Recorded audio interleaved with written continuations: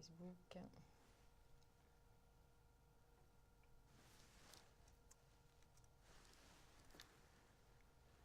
Et pour YouTube. Eh bien, bienvenue dans les dossiers psycho. Notre dossier de ce jour est dédié aux blessures de l'enfance. Et pour mieux comprendre ce sujet, j'ai le grand plaisir de recevoir Jean Derideau. Jean, bonjour. Bonjour Émilie, bonjour à tous. Bonjour, donc Jean Derideau, docteur en psychologie et spécialiste du développement personnel. Il est également créateur de l'application Zenfi, dédiée à la méditation. Et c'est également un homme de médias. Vous avez pu l'entendre sur quelques radios comme Sud Radio ou encore vu à la télé sur Énergie 12. Voilà, alors pour traiter de ce sujet, déjà on va commencer par, comment dire, par définir qu'est-ce que sont pour vous les blessures de l'enfance. Comment on définit les blessures de l'enfance? De quel sujet on parle? En fin de compte, une blessure de l'enfance, par définition, c'est une blessure qui ne guérit pas en réalité. C'est-à-dire qu'on va vivre dans son enfance soit un événement particulièrement traumatique, soit une succession d'événements difficiles. Et cet événement ou ces événements traumatiques vont finalement s'installer dans notre esprit comme une espèce de boulet que l'on traîne.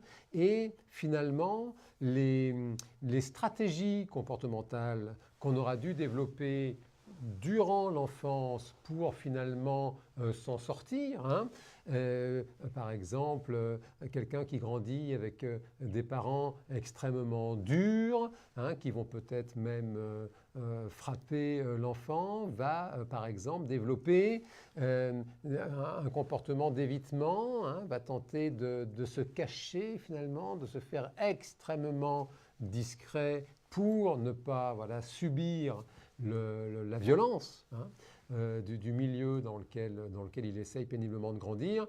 Et donc, cette réaction qui est une réaction adaptative en réalité, la personne apprend finalement à survivre en milieu hostile, et bien même lorsque cette personne est devenue adulte et que finalement elle a réussi à construire un environnement finalement sécurisant, et bien malgré tout, elle conserve toute cette mécanique comportementale d'évitement parce que précisément, elle n'a pas réussi à guérir complètement de cette maltraitance. Et les blessures de l'enfance, c'est finalement tous ces comportements et puis aussi, je dirais, toutes les idées que l'on a sur soi, justement la valeur qu'on va s'accorder, la bienveillance qu'on va s'accorder vis-à-vis de soi-même, toutes ces idées qu'on a sur soi, qu'on a sur le monde, qu'on a sur les autres, ce sont toutes ces idées, ces comportements que finalement nous conservons à l'âge adulte alors que finalement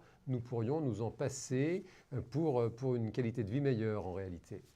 Très bien, merci beaucoup Jean. Donc on va aborder les blessures, quelles sont-elles, quelles sont les causes, les conséquences, on en a parlé. Nous évoquerons également le cas complexe familial de Théo. Nous l'appellerons en direct et nous recueillerons son courageux témoignage. Eh bien peut-être commencer par la première question. Qu'est-ce qu'on appelle l'enfant intérieur? Comment le définir? Alors précisément l'enfant intérieur, c'est-à-dire qu'une fois que l'on est adulte, ça y est, on a quitté l'enfance, il y a malgré tout des situations dans lesquelles nous avons du mal à réagir en adulte. Alors typiquement, c'est par exemple la difficulté de dire non, la difficulté de refuser. Vous avez un ami qui vous demande de l'aider à déménager, et vous, ça ne vous arrange pas du tout, vous avez prévu autre chose et vous ne réussissez pas à dire non. Là, précisément, on peut analyser les situations de la façon suivante. Ce n'est pas l'adulte que vous êtes qui ne sait pas dire non, parce qu'un adulte peut tout à fait dire « écoute, non, je regrette, je t'apprécie beaucoup, tu es mon ami, là, vraiment, ce week-end, je ne peux pas ». Non, là, c'est le petit enfant. C'est-à-dire que c'est comme si on était subitement replongé dans l'enfance par la situation. Et donc, il y a à ce moment-là les angoisses d'enfants qui se réveillent. Et typiquement, c'est la crainte de ne plus être aimé. C'est comme s'il y avait une petite voix intérieure. On parle souvent d'auto-hypnose négative. Quelque chose en nous qui se réveille, qui dit, tu sais, si tu n'acceptes pas d'aider ton ami, eh bien, il ne t'aimera plus. Et donc ça renvoie bien sûr à l'estime de soi, cette idée difficile pour certaines personnes, d'accepter que bien sûr la personne, elle est digne d'être aimée, elle est aimable au sens littéral du terme, même si elle ne rend pas service. Simplement, elle n'a pas été élevée comme ça. Elle a été, je dirais, éduquée, conditionnée autour de l'injonction rends-toi utile, sois gentil quand même, fais-nous plaisir. Bon. Et donc cette personne a développé l'angoisse inconsciente que si elle ne rend pas service, si elle n'est pas gentille, eh bien on ne l'aimera plus. Et donc elle ne réussit pas à dire non. Ce n'est pas l'adulte qui ne réussit pas à dire non, c'est précisément l'enfant intérieur qui à ce moment-là, de par la situation, prend toute la place en réalité. D'accord. Alors, quand on vous entend, ce type d'injonction, on les a tous plus ou moins entendus à un moment donné de notre vie. Donc, effectivement, en fonction des cas, des situations familiales, etc., ça peut avoir un impact plus ou moins profond à ce sujet. Donc, vous pouvez tout à fait interagir sur les réseaux sociaux et nous dire, vous, quel est votre traumatisme d'enfance? Peut-être en avez-vous un. N'hésitez pas à nous les communiquer. On essaiera bien sûr de vous répondre. Alors, justement, quelles sont les caractéristiques de ces blessures? Y a-t-il des blessures types Alors oui, effectivement, Émilie, c'est-à-dire que c'est vrai qu'on peut finalement généraliser. C'est-à-dire qu'il y a bien sûr les blessures de l'enfance et parfois elles sont tellement graves qu'on les appelle des traumatismes. Ce sont vraiment des chocs très très forts dont on a du mal à guérir. Bon. Et puis, si on s'autorise, je dirais, à élargir un peu le champ comme ça d'intérêt, on peut dire que finalement, nous sommes tous bien évidemment marqués par notre enfance, puisque par définition, l'enfance, c'est la période de l'existence dans laquelle nous nous construisons, nous avons tout à apprendre, donc c'est vraiment, d'ailleurs c'est une tarte à la crème en psychologie, c'est le fameux « ça remonte à l'enfance ». Et pour cause, puisque quand on arrive sur cette terre, finalement, nous sommes comme un disque dur vierge, nous n'avons peur de rien. Les psychologues ont observé qu'un petit bébé n'a pas peur, il a des peurs, je dirais, primitives, du bruit et de la chute, s'il a le sentiment de tomber. Voilà. Et puis c'est tout. Il n'a pas peur des araignées, il n'a pas peur de déplaire, il n'a pas peur d'être ridicule, il n'a pas honte, il ne connaît pas tout ça. Et donc, toutes ces émotions parfois très handicapantes, la culpabilité, la honte, tout ce qui peut finalement l'angoisse, l'anxiété, voilà. Ça, le petit bébé va apprendre ça. Il va apprendre ça au contact de ses parents. Et donc, il y a effectivement très très tôt dans l'enfance des mécanismes adaptatifs, c'est-à-dire que l'enfant que nous avons été apprend à s'adapter à son milieu de vie et effectivement ça peut nous créer des espèces de handicaps à l'âge adulte. Émilie, donc vous demandiez s'il y a des grandes familles. Oui, certains psychologues ont théorisé ce qu'ils appellent des drivers, c'est-à-dire qu'on a comme des espèces de moteurs qui vont un peu conditionner la plupart de nos comportements et quitte parfois à nous handicaper. Il y a le driver soit fort, des enfants qui ont dit voilà il faut être fort, donc ça c'est compliqué, parce qu'il ne faut jamais se plaindre, il ne faut jamais être fatigué, donc ça peut conduire au burn-out par exemple, soit fort. Il y a le fameux driver soit parfaite. Alors je le mets au féminin parce qu'il y a effectivement souvent des enfants qui projettent sur leur fille soit parfaite. Il y a le driver soit gentil. Fais plaisir, sois gentil, aide donc ton petit frère, ta petite sœur. Bon, il y a exactement, voilà, la responsabilité tout le temps comme ça. Il y a le driver dépêche-toi. Il faut toujours aller vite, ne jamais prendre son temps. Bon. Et il y a ce fameux driver, fais un effort.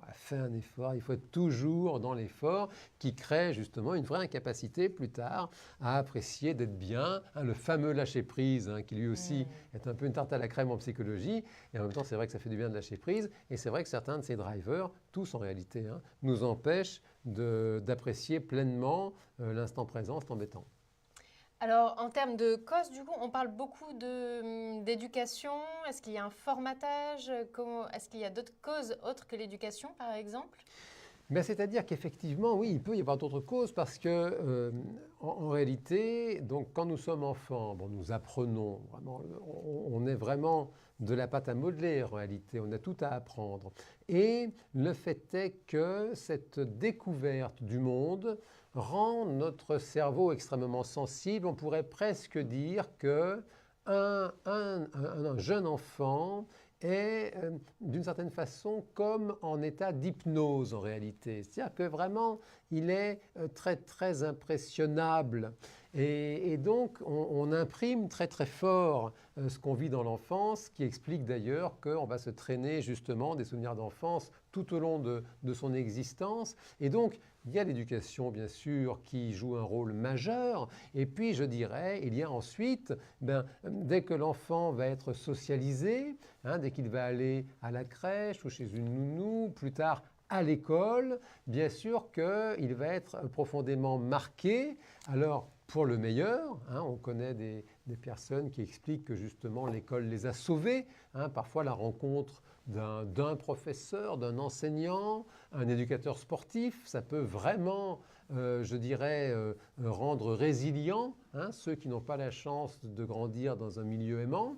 Donc ça marque l'enfance pour le meilleur, et puis ça peut marquer, hélas, parfois pour le pire. De la même façon, il y a des personnes qui ont été traumatisées par un enseignant particulièrement méchant, qui les avait pris en grippe. Et encore une fois, ça crée des auto-hypnoses négatives parce que typiquement, un enfant particulièrement sensible, qui va par exemple avoir un professeur de mathématiques, exemple au hasard, qui va toute l'année scolaire lui répéter « mais vous de toute façon vous ne comprenez rien, de toute façon vous êtes bon à rien, de toute façon vous ne ferez jamais rien de bien dans la vie ». Bon, toute l'année il va entendre ça. Bon, c'est d'abord très difficile d'abord. Et puis ce qui est terrible, c'est que cette espèce de répétition va être tellement intériorisée par cet enfant qui finit par croire ce que lui dit l'adulte, parce que l'adulte il est responsable justement. C'est pour ça que la protection de l'enfance veille à ce que les enfants ne soient pas maltraités par les adultes.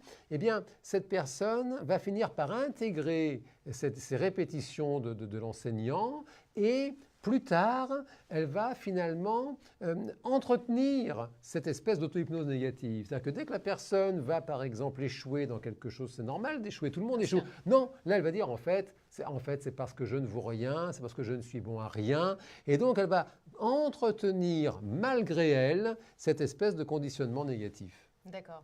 Alors du coup, si je comprends bien, donc on a un enfant intérieur qui après est reconditionné, si je puis dire, avec des principes d'éducation, avec des injonctions durant peut-être l'enfance, quelque chose qui va venir modifier cet enfant intérieur et du coup peut-être créer un conflit avec la personne que l'on est aujourd'hui, et on aura alors un message qui va tout de suite alerter le cerveau et peut-être provoquer des réactions un petit peu fortes, c'est ça?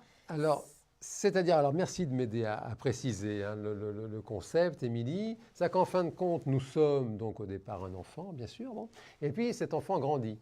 Et en réalité, là où nous allons grandir sur différents domaines de l'existence, il y a des domaines, donc souvent des domaines affectifs, sur lesquels, en réalité, c'est comme si la personne, elle bloque. Elle a grandi, ça y est, elle n'a plus peur du noir, elle peut s'endormir sans doudou, sans histoire. Bon. Et puis, il y a un domaine, typiquement, quand il va s'agir de dire non, quand il va s'agir, par exemple, vous savez, ces personnes qui développent ce qu'on appelle un attachement insécure, ces personnes dites abandonniques comme ça. Bon, parce que peut-être, ça arrive, les parents partaient parfois la journée entière sans prévenir, ça crée des angoisses terribles pour un enfant.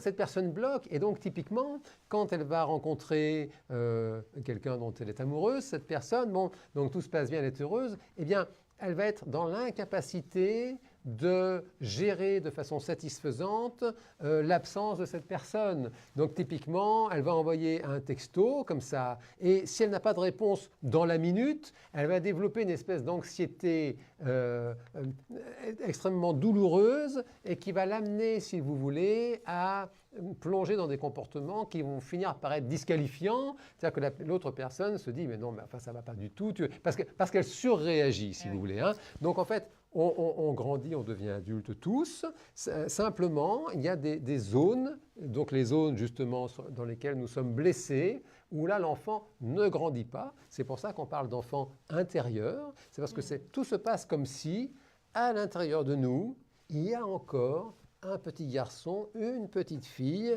qui n'a pas grandi. Ça peut être, d'ailleurs, on en parlait à l'instant, ça peut être la peur du noir. C'est-à-dire que la personne, elle a conservé, personne claustrophobe, hein, typiquement, et tout se passe bien, elle est adulte. Quand il s'agit de monter dans un ascenseur ou dans un métro, il y a une vieille angoisse qui se réveille parce que, manifestement, petite sans doute, elle a bloqué là-dessus. Elle a eu une espèce d'angoisse d'enfermement à un moment et elle n'a pas réussi à digérer ce truc-là et donc ça reste. D'accord. Merci beaucoup pour ces précisions. Alors là, on voit l'impact psychologique, ce qu'on ne voit pas. Mais est-ce que justement, l'interrogation que j'ai, c'est de savoir si les neurosciences arrivent à prouver ce type de phénomène.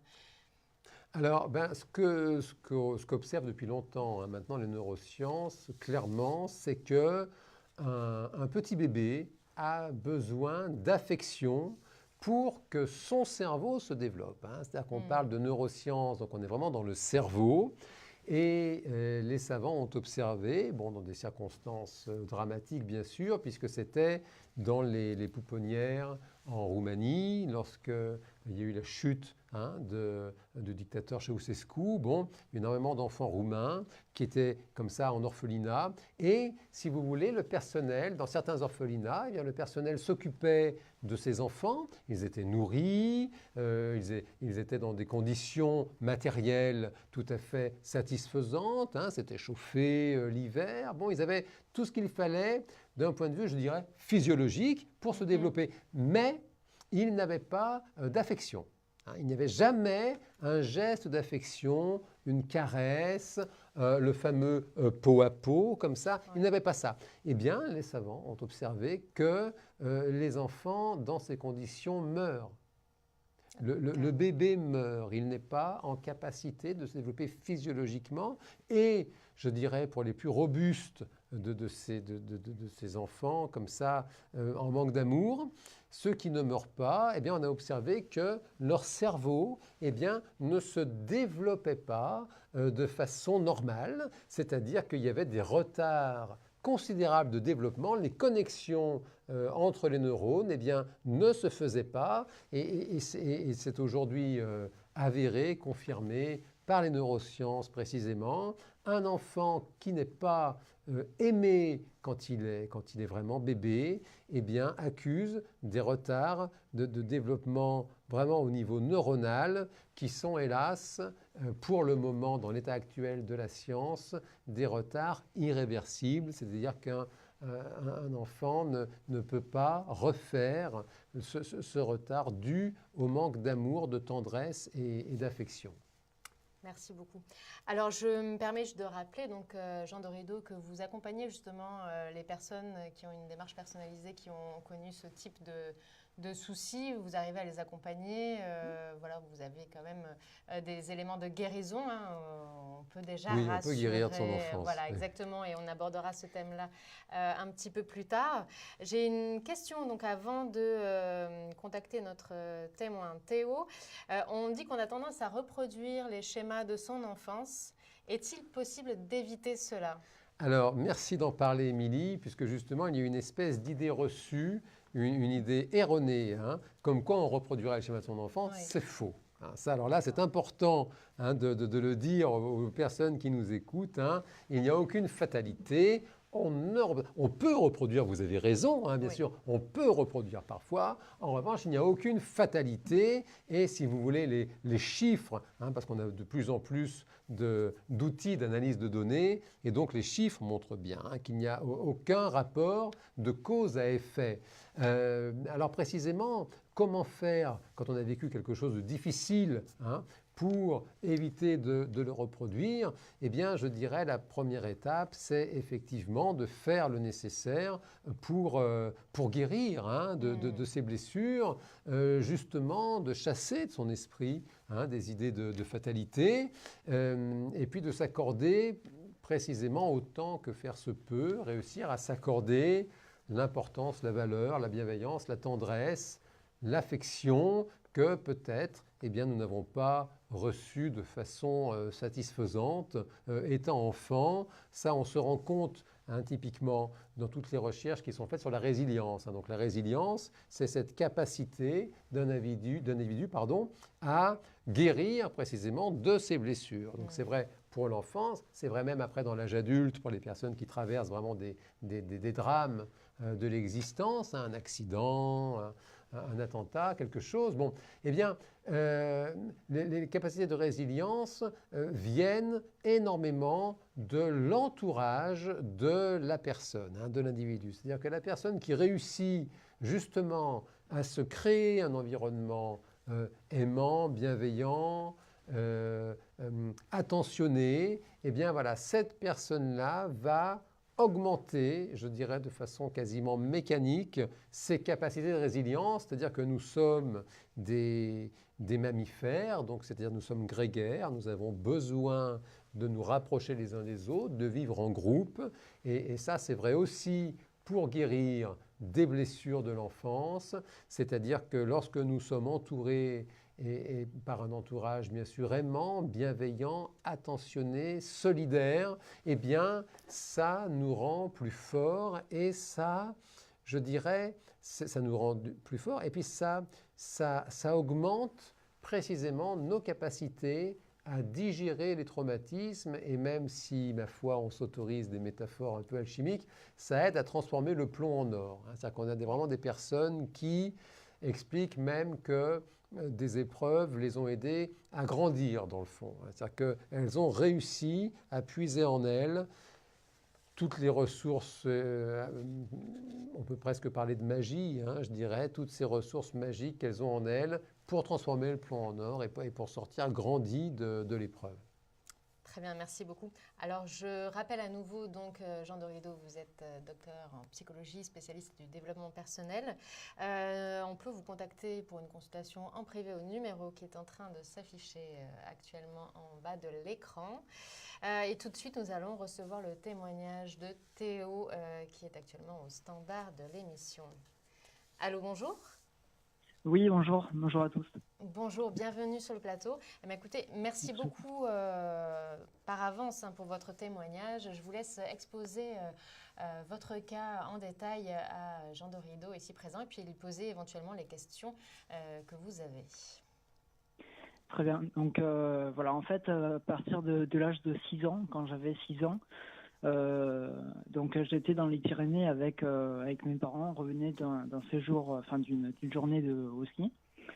Et en fait, donc on a pris un repas ensemble, on s'était fait une raclette le soir. Et juste après le repas, en fait, donc moi je suis remonté dans la chambre et j'ai entendu mes parents se disputer à l'entrée de la maison. Voilà, et j'ai entendu ensuite ma mère crier parce qu'en fait mon père était en train de la frapper à ce moment-là.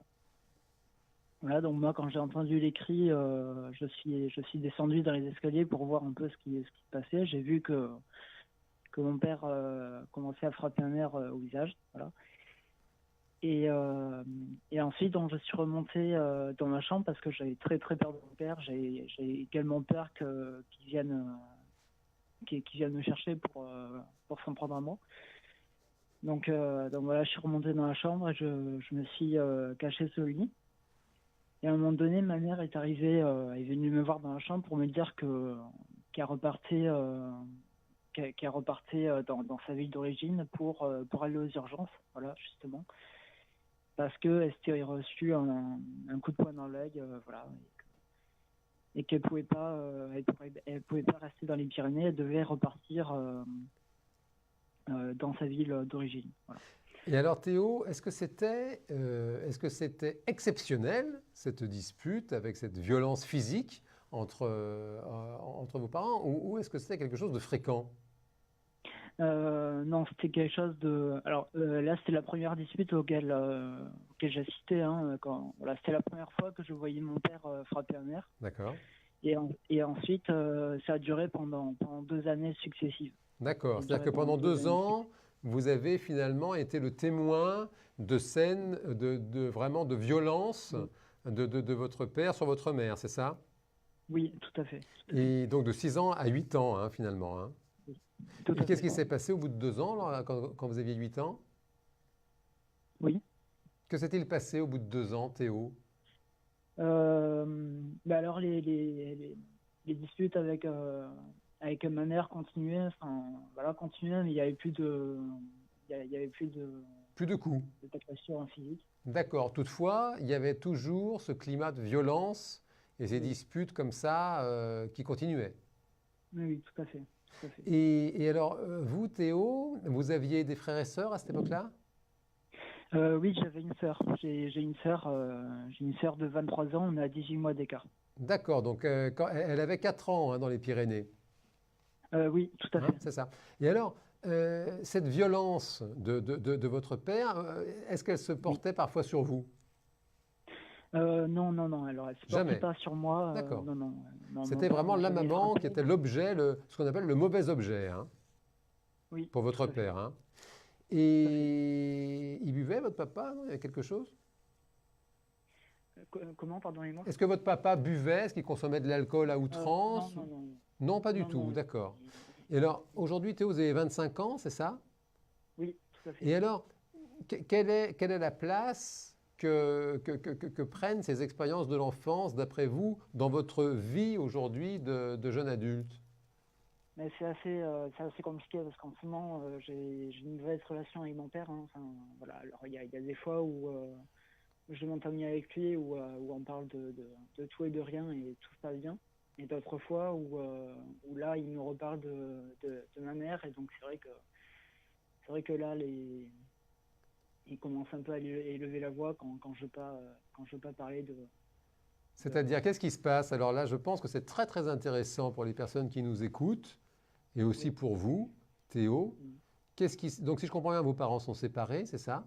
Non, ils sont en instance de divorce depuis 6 ans maintenant. Et ils vivent encore physiquement ensemble?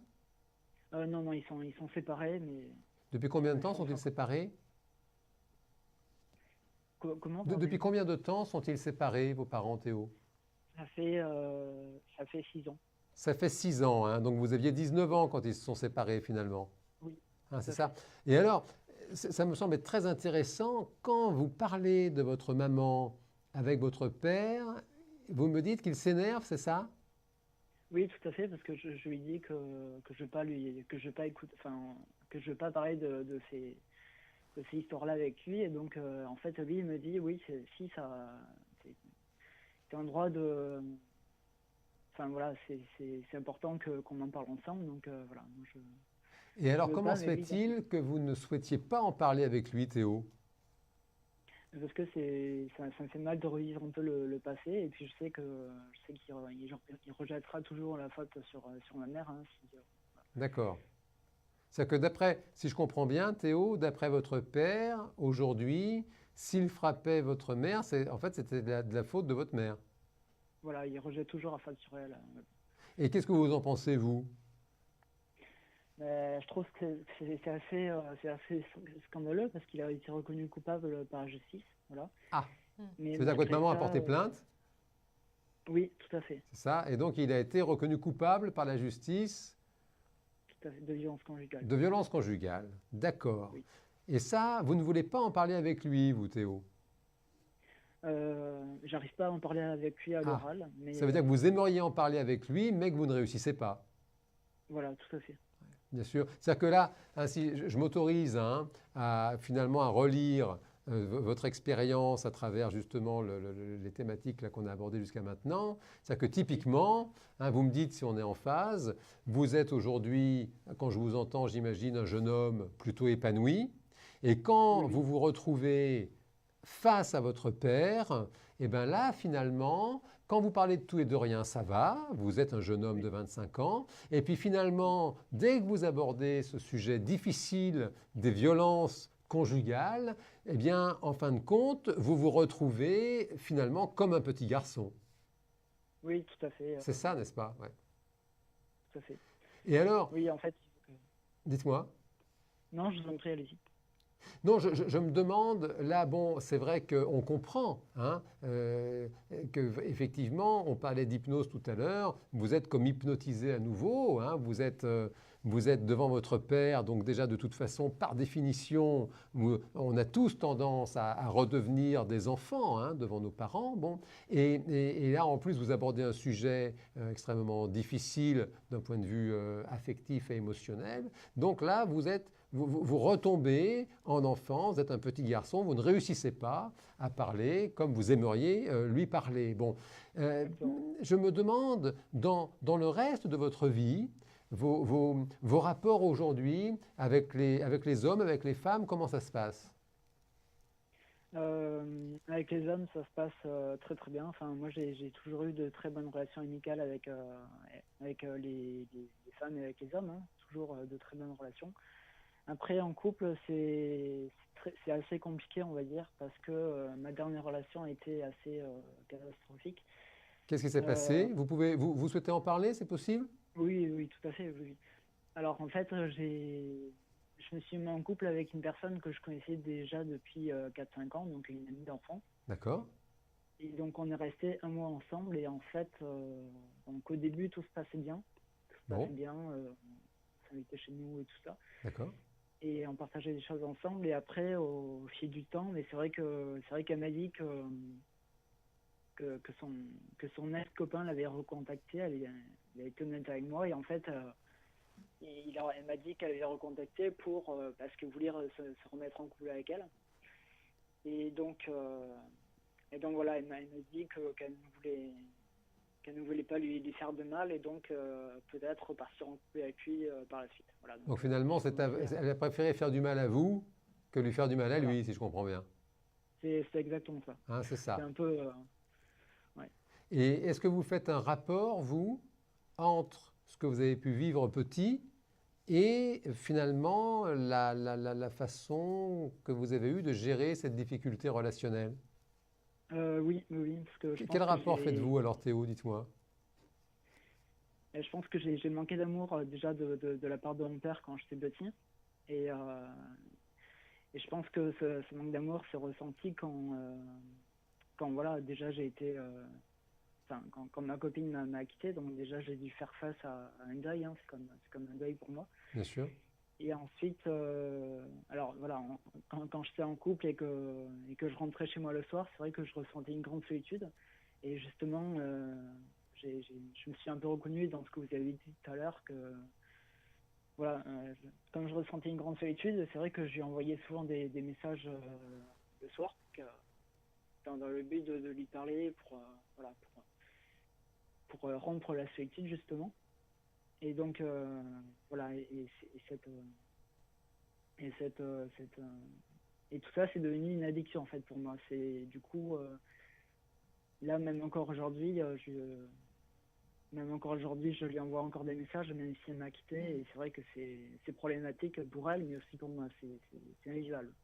Et alors, est-ce que vous avez fait quelque chose? Est-ce que vous faites un travail sur vous par rapport à tout ce que vous avez traversé dans l'enfance en ce moment, Théo?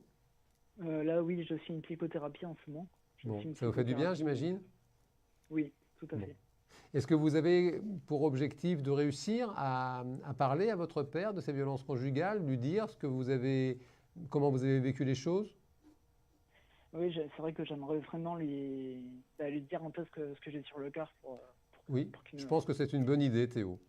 Je pense que c'est une bonne idée, et si je m'autorise hein, à vous proposer une piste, je pense que c'est une très très bonne idée d'ambitionner de lui en parler, et idéalement de réussir à lui en parler précisément comme un adulte, de lui dire les choses en douceur, sans forcément les dire avec colère ou avec rancœur, simplement réussir à lui dire ce que vous avez vécu justement, lorsque vous étiez enfant, lui dire comment vous avez vécu les choses, et ça vous fera le plus grand bien, et certainement, ça lui fera aussi le plus grand bien, je pense.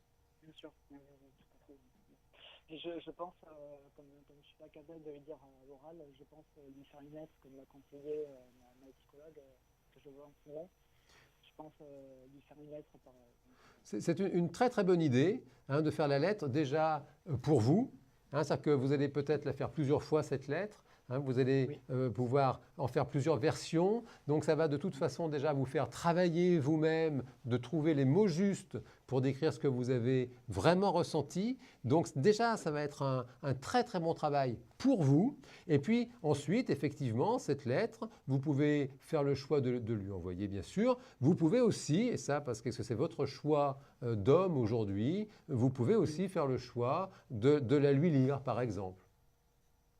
Oui, oui, oui, tout à fait, tout à fait. Voilà Théo, alors merci beaucoup pour ce témoignage Merci, Théo. très courageux et émouvant. Alors Jean de Rideau, je pense pouvoir dire qu'effectivement Théo prend le bon chemin, c'est ça, parce qu'il voilà, il suit des étapes de guérison dont on va parler pour conclure cette émission. Voilà, on vous souhaite vraiment le meilleur. Théo, peut-être un dernier mot pour non, effectivement, enfin, je me réjouis effectivement d'entendre Théo, voilà, qui est un garçon qui prend les choses en main et qui s'accorde suffisamment de valeur pour tenter effectivement de guérir de ce qui était pour le coup effectivement une blessure. Et ça fait plaisir. Qu'aimeriez-vous qu'on vous souhaite, Théo ?